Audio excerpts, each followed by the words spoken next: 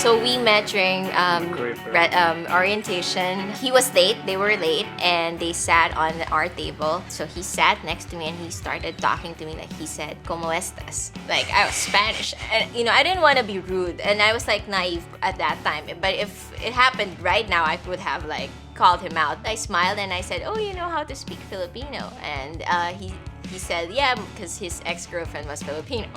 So that was it. He was like being nice, and when he was creepy, dude. Like, he added me on Facebook. And on Facebook, stalking. you have to know the last name, right? And I never mentioned my last name. I read it off the sign-in sheet.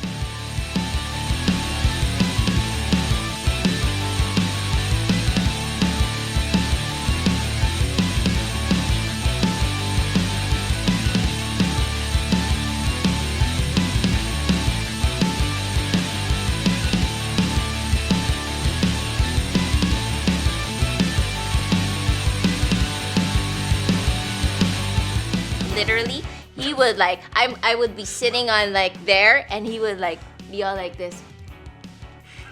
And I would like glance over him, like smile, but like all the while I thought I was a creep. He was saying, "Oh, how's Manila? Like, how's the Philippines?" And I looked at him and I said, "Well, why don't you ask your girlfriend about it?" And he goes, "Excuse me, ex-girlfriend." I'm like, "All right, creep." Like that.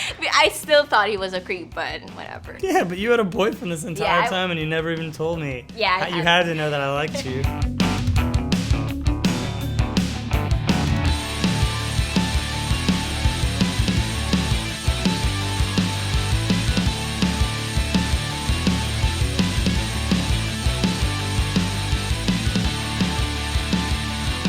We weren't like kissing or anything, you have to admit. We were just friends at that time. We would just talk and stuff. knew we No were gonna- holding hands, nothing, until I finally broke it up with the guy.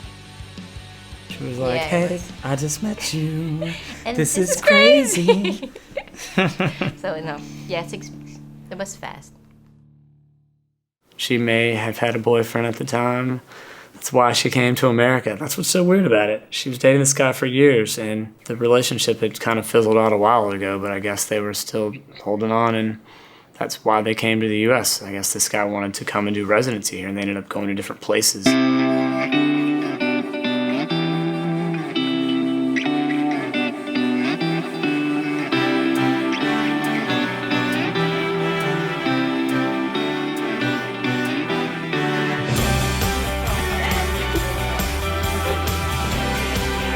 Laugh and tell jokes. Mine, family has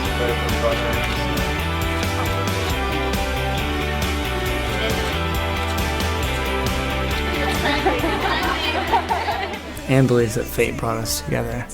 And I did not think that was just ridiculous. I just thought it was just like totally dumb luck, like nothing to do with fate. But then the more like you live with this person and you see things like, I think she's right, man. It's like almost like sometimes we were meant to meet. I didn't plan on coming to the States to train because my family, we have a business in the Philippines. I did not need to be here, but my ex-boyfriend at that time, he wanted to do it. At one point in my life, I felt like this is it. Like, it's not gonna get any better, so I have to settle.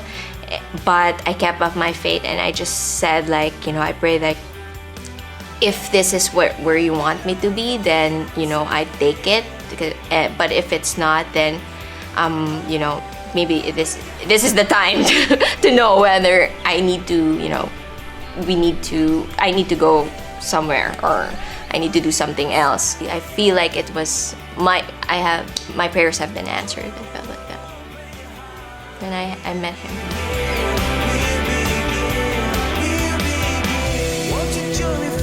To ride and show you life on the other side. Let me know when you wanna go and don't look back, and I won't let go. Won't let go. Won't let go. Won't let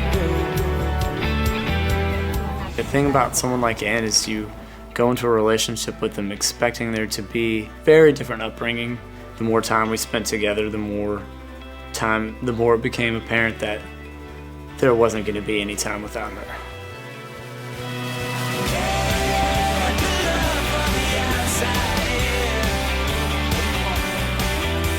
Oh,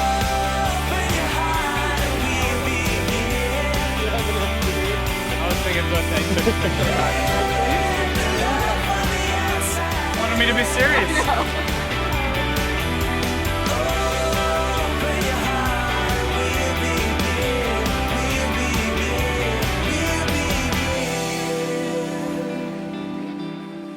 Like, it's all about a cultural difference. It's every day, but we have fun about it and make a lot of jokes and make light of it. And so I think it's great. You don't want to date like a carbon copy of yourself. You want someone who's going to challenge you and make you try new things. You have to accept someone, and that means changing things about your life. And I think that my life is so much better now that I have her and these things in it than if it was just like the way it was before.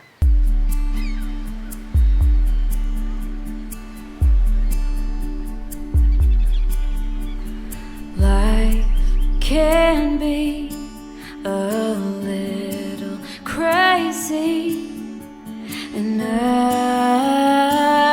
want to escape. I had a really neat idea planned, but it was just not really gonna work out for various reasons. Our first real date, like we had done a couple things after the Walmart thing. Like we went to this one particular restaurant and we had kissed for the first time out back, and so my plan was for us to go to this restaurant, but I wanted to park in this particular place where we had had our first kiss, but just everything about it would have just been like so obvious. What I did was to test it. I started an argument. I started a fight. And so it was the weekend. We were going to meet each other on the weekend. And during the weekday, I started a fight, just to see, how far this would go. He was like saying, you just don't know what's going to go down this weekend. You just don't know. You're going to regret this. It was a long weekend and ended up having to be on call like all these nights. It was becoming complicated. She was getting fishy. I'm not very good with secrets. I've got a big mouth. And we were just like sitting on the couch one day. Like a lot of days I would just, because I lived 2 hours away, like I would drive 3 hours away every weekend down there. And if she would be on call that night, then I would just get her in the morning at like 7 and we would go back, and some days we would sleep, some days we would get McDonald's and like watch TV for a couple hours and then sleep. We were on the couch and we were talking about, how much we want to really be together. And then all of a sudden, he said, he's like antsy, like, I can't do this. And then he like rushed to the bedroom to get the ring, and then he went down on his knees and he said like, oh, I love you so much, will you marry me? Like I had probably had the ring like a day. I had to do it the next day. Like I couldn't hold on to it. Like it's like burning a hole in my life, not my pocket. I couldn't focus on anything. I had to do it. That's just how I am though. I got a little emo and I was like crying a little bit, I guess, and she started laughing at me.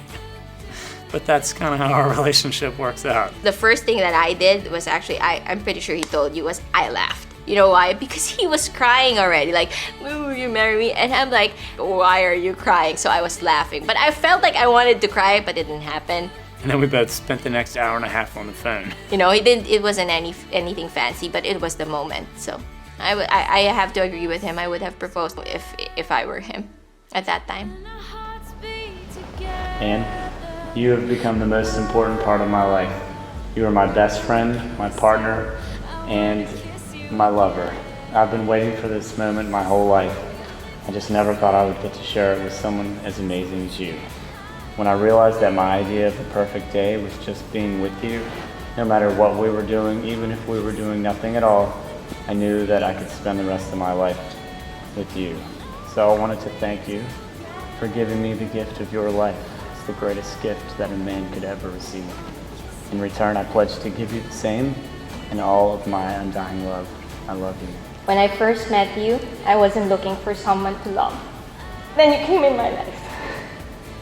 Who would have thought that two very different people could meet, fall in love, and be happy together? But that's what we did. I'm no longer hoping I made the right decision, Drew. I am absolutely sure.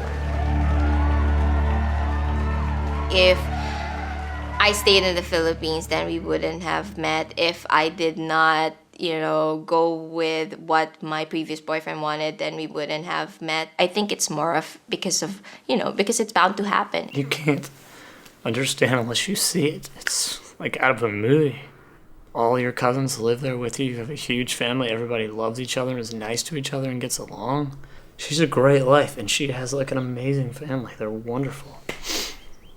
So everyone thinks like, God, Drew, you've made like all these sacrifices. I don't care.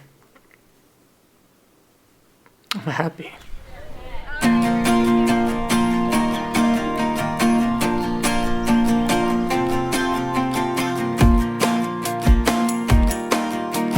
Let's see about whoever that snack and water is. Because he deserves it. I think after everything he's done for me, I think he deserves to be with someone who, you know, who would love him and would respect him and would take care of him. Because she deserves the best, and because I know I can do better. You know, you should always strive to be the best, but sometimes it's easier to, you know, fall short, to settle. Yeah, I can always be better to her. She deserves the best. Usually when we argue, I would like, it's bad, but I sometimes would say that to him, like would rub it in his face how much I've sacrificed just to be with him. But over time, over the years that we've been together and seeing how awesome he is, I've realized that that shouldn't be, because he's given so much to be with me as well. And it's not good to keep score. Love me.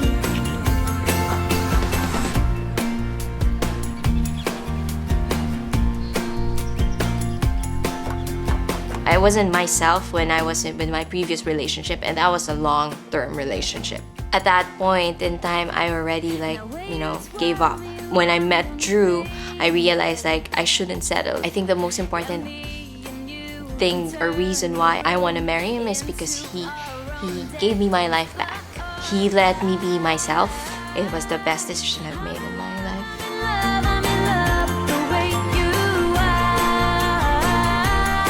I'm in love with the way you love. The thing about someone like Ann is the more things you do together, the more things you find you have like more and more in common. And just because someone is a different color or speaks a different language can really turn out to be quite similar in a lot of things and have a lot in common. I just want Drew to know that sometimes I might come off as I don't appreciate him, but I do. I do appreciate everything he's done for me and for us. I'm looking forward to spending the rest of my life with him. I'm in love. I'm in love.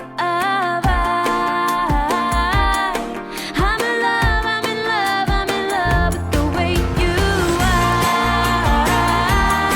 I'm in love with the way you are. I'm in love with the way you love me. You love me. I'm in love with the way you love me.